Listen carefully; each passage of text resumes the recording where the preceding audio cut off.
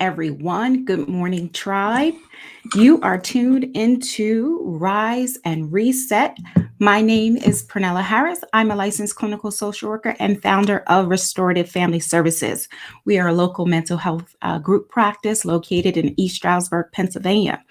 So today I'm so excited, everyone. Good morning. Good morning. Good morning, Judith. Judith, congratulations. You are our early bird winner. You get a $5 Amazon gift card for being the first one to get on. Congratulations. I'm just going to go ahead and write down my notes. Your gift will be delivered via email directly following this broadcast. Good morning, Nisi Chen. Thanks for getting up. Thanks for joining us. So today, ladies, we are talking about trauma and how that impacts, you're welcome, how that impacts our relationships.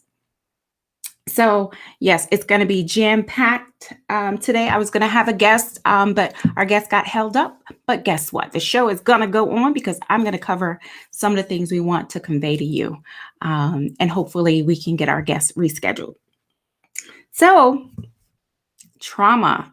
Now, when you think about trauma is anything that has caused you excessive fear in your life. And trauma is very impactful because when we do experience something that causes us excessive fear, it changes our brain, it changes the way we see the world, so it colors the way we see all experiences. So it's definitely something worth covering.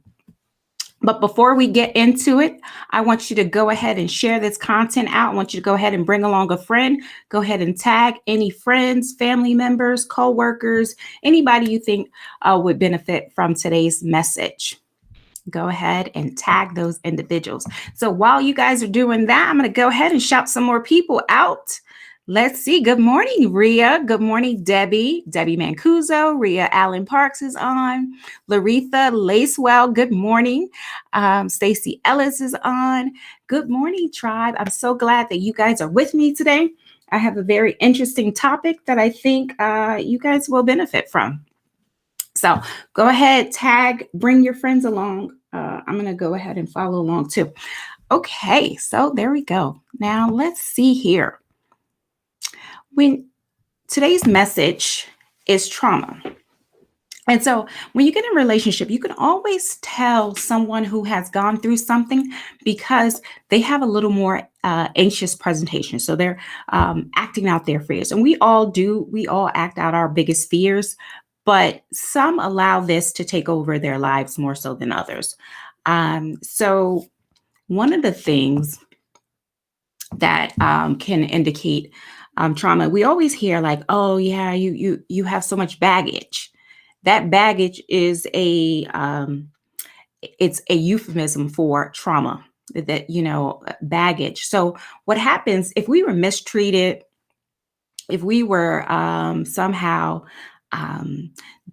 treated unkindly, abused, that stays with us and that colors the way we see the world. So think of trauma as if something happened that caused us intense fear in childhood or in previous relationships, we are always going to be in protective mode. So we are always going to have that anxiety about whatever happened. So if we were victimized or sexually abused, we're going to present in a much more protective manner. So that's how it colors the way we see the world, and recognizing our own trauma helps us to show it better, because if we can recognize it, we can do counter things in our life and our behaviors to counteract the responses of trauma. Trauma also impacts your brain. It changes the structure of your brain. So people who have experienced excessive fear often have a more active brain, where they're often looking for dangers. They're often looking at the world as unsafe. So they behave in ways that are protective. Okay. All right. So I have you guys here with me, and we're going to go ahead. For those of you who are following our page, we were going to have a guest on, but our guest got held up, so I'm covering for her. So, all right. So, one of the things that will impact our trauma and relationships, I'm going to get right into it, is when someone has experienced trauma, they have increased mental illness symptoms. So you'll see increased symptoms of anxiety, increased symptoms of depression. Um, Anxiety is usually never in the present. So anxiety is either we're looking forward of what we have to do, how we should be acting, or what could happen, or all the things that could go wrong, or we're looking in the past, all the things that have gone wrong, and we're replaying whatever that trauma event was. This person cheated on me. This new person is going to cheat on me. This person victimized me. Everyone is unsafe. I have to protect myself. So you'll see much more increase in fear. You'll see much more increase in anxiety. All right. Fear. Number two of some things that can really impact your relationship is poor communication. Sometimes when we have gone through trauma, our body is more reactive and responsive, and we don't even know. We haven't sat with ourselves to really understand our own emotional triggers. And so we find ourselves agitated or triggered by an event, and we don't know. There's a book called The Body Keeps Score, where it talks about how if an individual has gone through trauma, it really keeps score within your body. So we feel it in our body. That memory is within our body. So our body may start to react. Sometimes individuals who have gone through extreme trauma events, they could be triggered by the season. They could be triggered by a word. They could be triggered by a certain type of touch. So not being able to connect that or understand our own emotional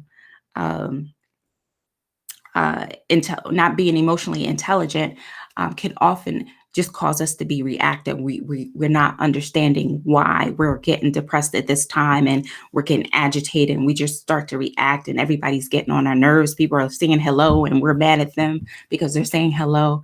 So our partners want to be close, but we want to be like, no, stay back, because we are not understanding first what's going on with us. So that we can put that into words, we can verbalize our emotions, and therefore we have superficial communication or hostile communication where we're just agitated and anything can set us off. Anything can make you angry. Anything can be perceived as an attack because you're not in tune with your own emotional response. How we doing out there? Let's see. Anybody join? Okay. So I have everybody. Okay, great. I like to reintroduce and orient people who are just joining. All right. So we went over 1 and 2. 1 was increased symptoms of mental illness. 2 was poor communication skills. So either we are hyper responsive, where it's something triggers us in some kind of way, and we immediately go into that protection mode where we're yelling. We no longer want to be victims anymore. So we have that opposite response of that hostile response where you're arguing and just may act out because not being able to sit with your own emotional baggage or your own emotional triggers for the trauma. Okay. All right. Number 3, low self-esteem. So oftentimes there's a lot of shame and guilt that comes along with a trauma event.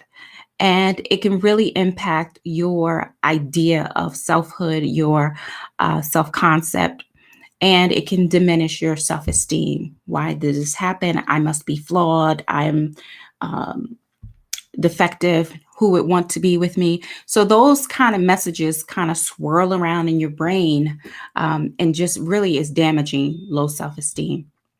So if you've gone through a trauma event, low self-esteem is one of those symptoms or a telltale sign that someone has gone through a trauma event.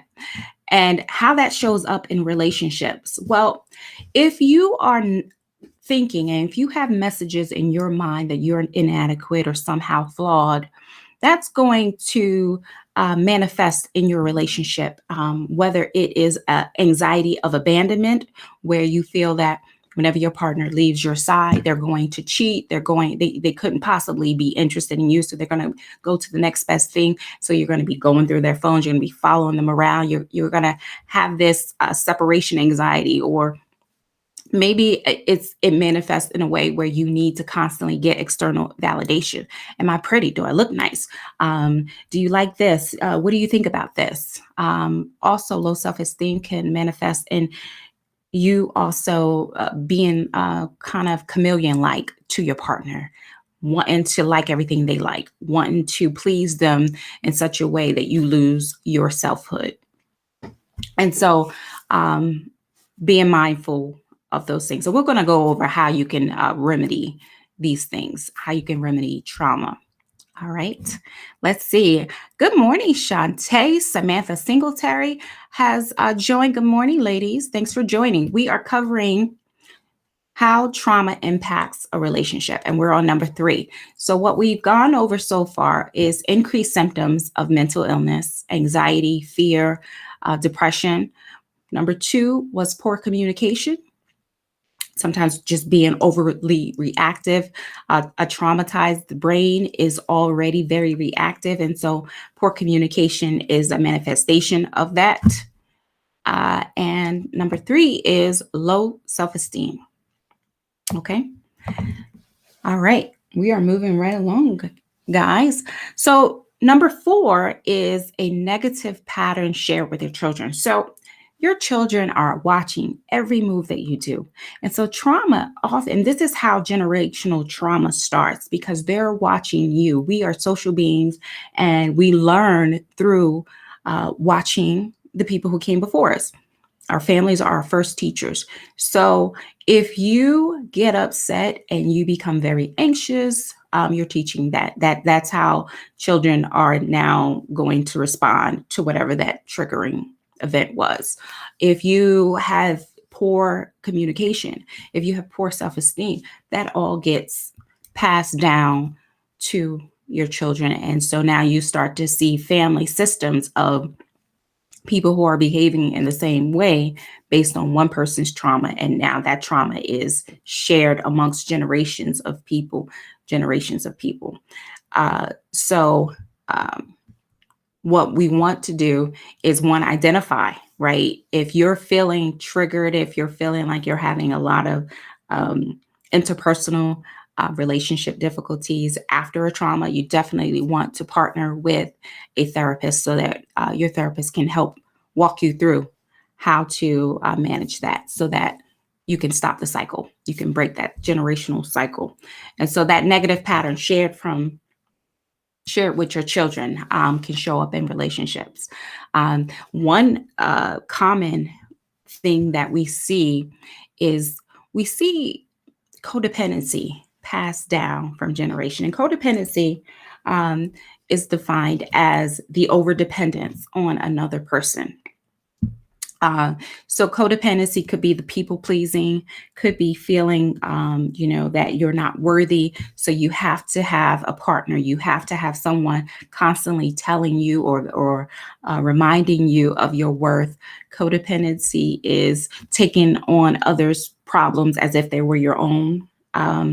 Another form of codependency is just caretaking, where people are competent and responsible for taking care of themselves, but in order to make us feel needed and valued, we want to caretake them. We want to do things, and this isn't just helping. This is really decisions that they could normally make. You sometimes see this in the spousal relationship, and then you also see that in the parent-child relationships, where children are overly dependent on their parents, or parents are overly involved in their children's lives. So those are some things, some examples of what that looks like. All right, so let's see. Samantha says, great advice to see a therapist. Yes, it's very good. It's always good to talk to someone and get it out.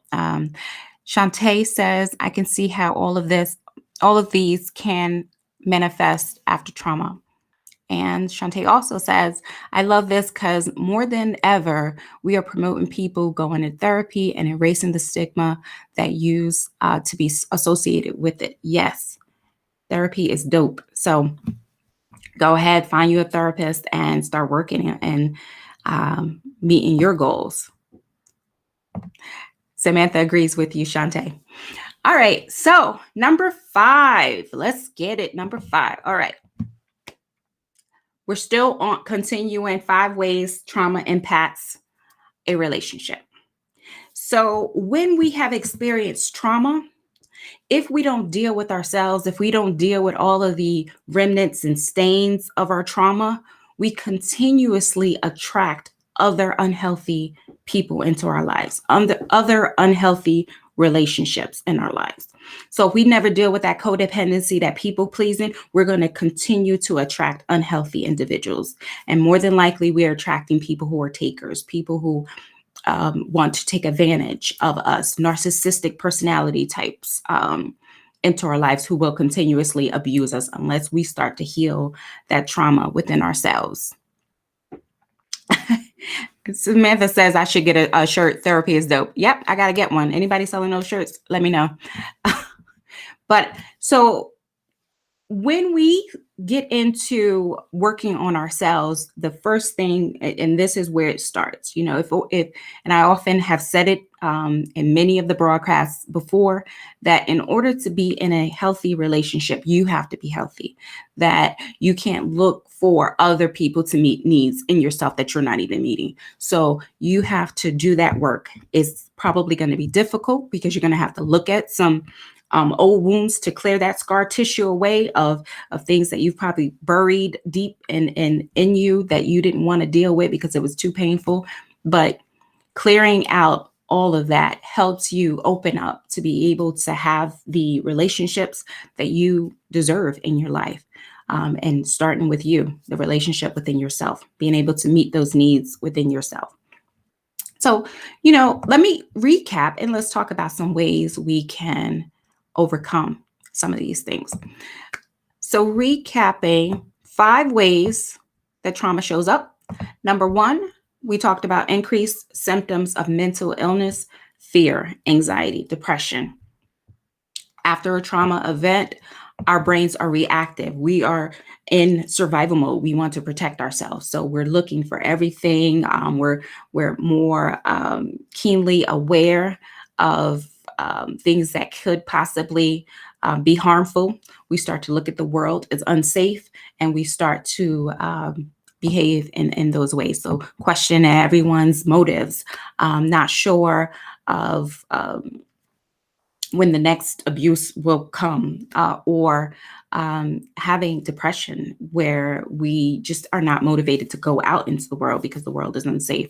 So any aspect of increased mental health symptoms are a telltale sign that there's some responses to trauma. Number 2, poor communication. Individuals who have trauma could be overly communicative, where, you know, the slightest perceived criticism can feel like an attack. And then so they go on the attack, or they can shut down and go inward and not speak at all. So really being reactive. Sometimes that reaction is in your face, loud and aggressive. Sometimes that reaction is that passive aggressive. Oh, nothing's wrong. Oh, no, I don't want to talk about it. Leave me alone. You know, that distant presentation. So, but it's still a reaction. A no reaction is still a reaction. Okay. Then we have low self-esteem, where if you have survived a trauma, some may perceive that it was their fault. Some may perceive that they're somehow defective, that they somehow caused this. So there's a lot of shame and guilt that surrounds trauma. So individuals enter relationships with low self-esteem and always needing to be validated externally. They may have separation anxiety from their partner, where if their partner leaves for a period of time, they're feeling that their partner might abandon them, because who would want to be with someone who's damaged? Who would want to be with a divorced person? Who would want to be with someone with this many kids? Who would want to be with someone who survived this trauma, whether it's sexual abuse, whether it's physical abuse? But that trauma, shame and guilt is left behind as a stain and will manifest in low self-esteem. So that can look like checking their phones, constantly calling them, where you at, when are you coming home? Or it could look like external validation. Am I pretty? Am I fat? Am I skinny? Do you like me? Do you like her? Do you think she's prettier than me? Are you attracted to that? So it's this constant wheel of worry that you're going to lose your partner. And then the behaviors begin. All right, number 4, recapping. Number 4, negative patterns shared within children. And this is where we talk about generational trauma. So if you have unmet trauma within yourself, and these behaviors are manifesting because our children are learning from us, they're going to pick it up. And this is where generational trauma occurs. So if you're thinking about things that you probably just picked up, it's probably a parent. You probably got that from a parent's reaction. So if you have issues with, your body image, what were the messages that you were taught in your formative years about your body? Were you shamed about, your size? Or if your parent, or let's say your mom, had been sexually abused, and then she has this anxiety about, leaving you with anyone, and everyone's a potential predator, then you're going to look at the world as unsafe, and then you're going to follow suit, and then that's going to be transferred down to your children. So these are just some examples. Of course, there's diversity within them. We're just giving you things to kind of look at. All right. I see. Good morning, Lorna. Lorna has joined the discussion. Good morning, Lorna.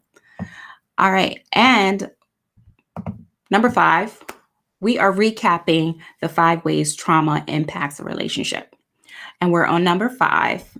Number 5 is continue to attract unhealthy relationships and unhealthy partners. So if you have unresolved trauma and you go from relationship to relationship, you're just bringing that trauma along, because again, the perception of the world has not changed for you.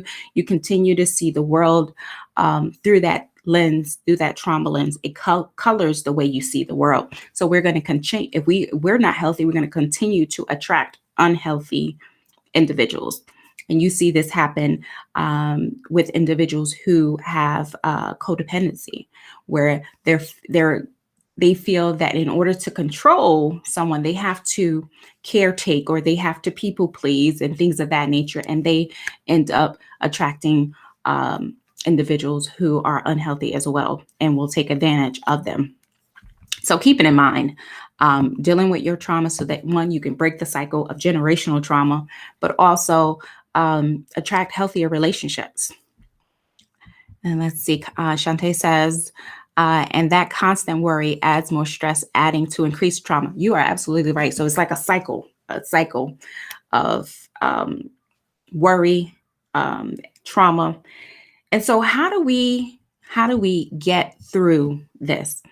Well, because trauma is so complex, one of the things, one is identification. We definitely want to identify, and this is the purpose of this broadcast. We want to identify within ourselves what are some of the things that are making me behave toxic in a relationship. Because we always want to be like, oh yeah, that person did that to me. But what was our role? So we want to identify, and that takes a lot of courage, because now you have to say that it's not everybody else. We can blame shift and say, oh, everybody else is doing this and people are always, we can stay in that victim role, but it's not going to help us. So identifying what we add to these um, our toxic role in our relationship breakdowns.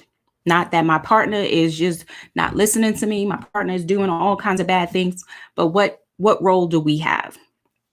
Number two is get out of that victim stance. That victim stance blames everybody else. That victim stance is everything is being done to me. And when you're in that victim stance, you have no power. So taking your power back by coming out of that victim stance and saying, okay, I need to take ownership of the things that I can control.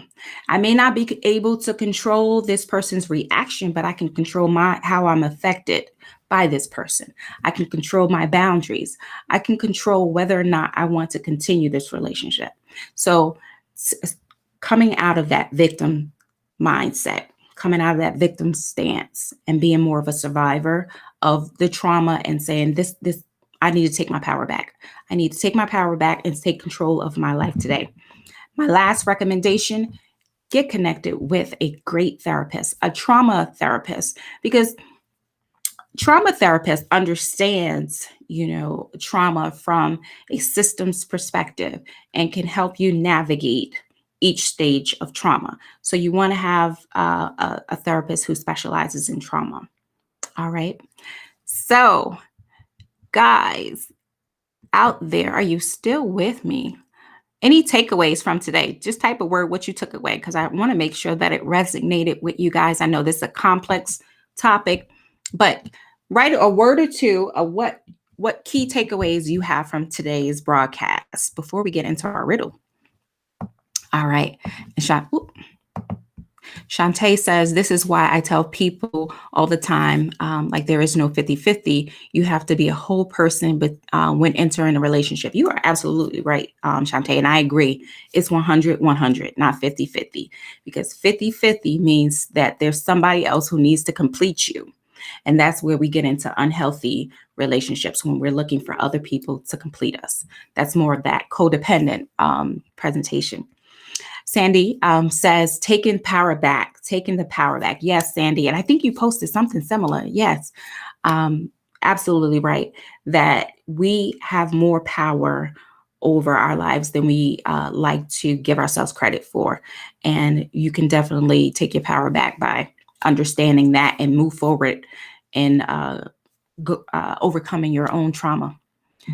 Shantae said, yes, I just did a training and it was fault versus responsibility, thinking about a time where we felt we were a victim, but then shifting our minds to where not saying we were at fault, but taking responsibility of exactly what you said, how we react, taking our power back. Absolutely. Move from that victim's mindset into, hey, I'm taking ownership of my life. No one else. I can't just sit around and wait for things to happen, but I'm going to make things happen in my life. I'm going to set my course.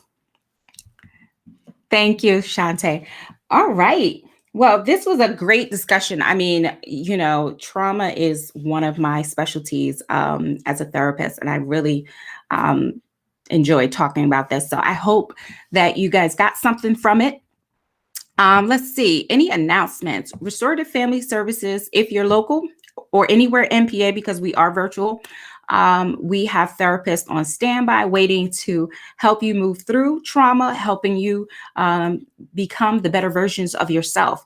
You can visit our website at www.restorativefamilyservices.com for more information. All right. There's so much liberty in taking your power back. Shantae says, yes, absolutely. Free yourself. All right. And the next generation. Don't forget that, because once you free yourself, you're freeing your children or anybody who is watching you. I've seen children who've inspired their parents to get into therapy, and the whole family is now working on their healing process. So, great. All right, here we go, guys. Time for riddles. Riddle time. All right, here we go. Here we go. What goes up when the rain comes down?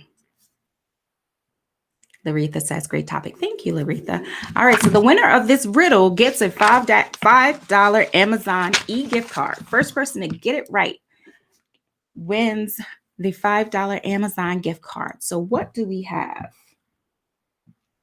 What do we have? The riddle is, what goes up when the rain comes down? That one seemed easy. What do you think? What goes up when the rain comes down? Michael Harris is giving hints. Yeah, Stacy Ellis got it right. Congratulations, Stacy. You are the winner of the $5 Amazon e-gift card. I'll go ahead and email both you, Stacy, and Judith Ferraro for being our today's winners. Next Tuesday at 7:30 a.m. I am back here 7:30 a.m. I'll see you guys then. Enjoy your day on purpose. Take care. Bye.